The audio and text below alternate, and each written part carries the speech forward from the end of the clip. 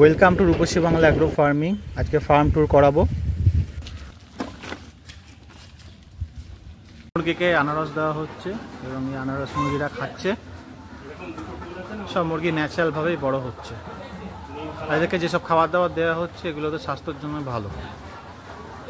Regular feed দেওয়া হয় না, এটাই আমাদের ফার্মের স্পেশালিটি। যদি কোনো হোলসেলার রিটেলার ইন্টারেস্টেড থাকো তাহলে আমাদের হোয়াটসঅ্যাপ নাম্বারে যোগাযোগ করবে। এখন 400 মুরগি রেডি আছে, 2 মাস পরে ডিম দেওয়া শুরু করবে।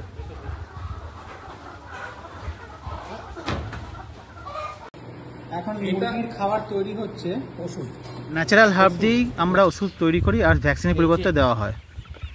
এইভাবে আম বাগানে ঘুরে ঘুরে মুরগিগুলো বড় হচ্ছে, 4-5 মাস লাগে বড় হতে।